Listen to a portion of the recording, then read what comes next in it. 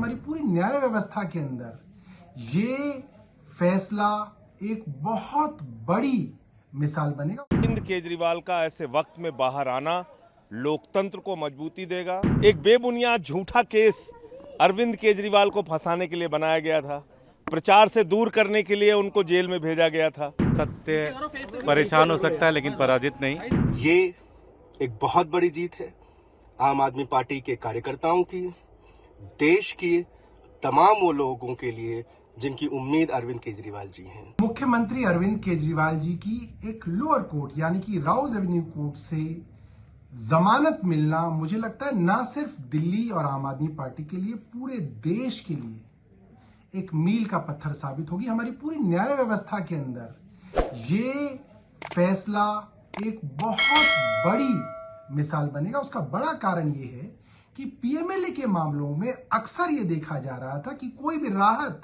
अगर किसी को मिलती है तो लोअर कोर्ट से नहीं, हाई कोर्ट से नहीं, सुप्रीम कोर्ट में जाके कोई राहत मिलती है। हालांकि न्याय व्यवस्था के अंदर न्याय संगत फैसले कोई भी कोर्ट दे सकता है, मगर देखा जा रहा था कि लोअर कोर्ट्स में अक्सर कोई राहत देने को लेके एक हिचकिचाहट थी।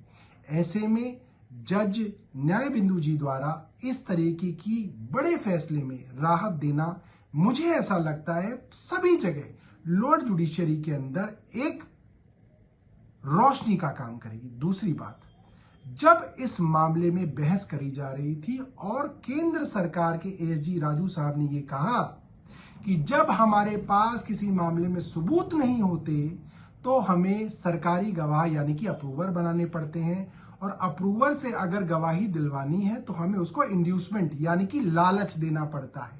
इससे ये बात पूरे हिंदुस्तान को और मुझे लगता है कोर्ट को साफ हो गई कि इस मामले में कोई भी सबूत केंद्र सरकार के पास नहीं है।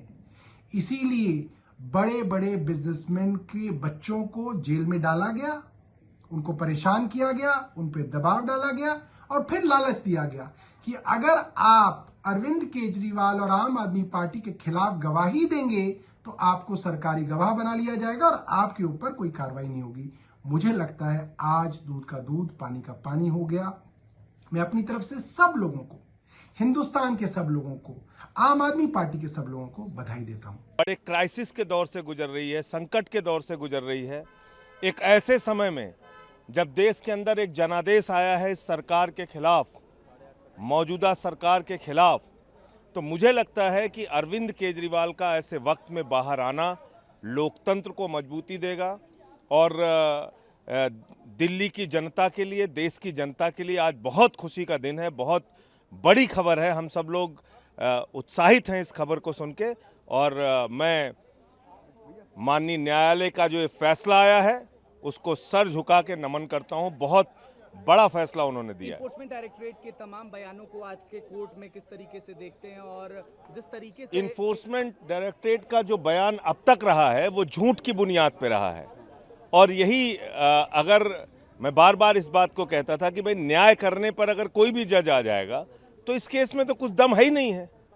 एक बेबुनियाद झूठा केस अरविंद केजरीवाल को फंसाने के लिए बनाया गया था, प्रचार से दूर करने के लिए उनको जेल में भेजा गया था।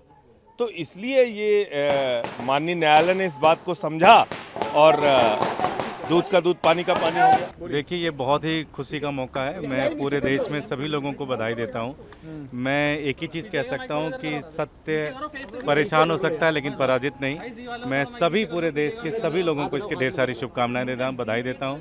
माननीय अदालत का बहुत बहुत धन्यवाद देता हूँ। Thank you. नमस्कार साथियों, आज राउज एवेन्यू कोर्ट में लिकर पॉलिसी के मामले में माननीय चीफ मिनिस्टर अरविंद केजरीवाल जी को बेल ग्रांट कर दी गई है। रात के 8 बजे राउज एवेन्यू कोर्ट में बेल का ऑर्डर प्रोनाउंस किया गया।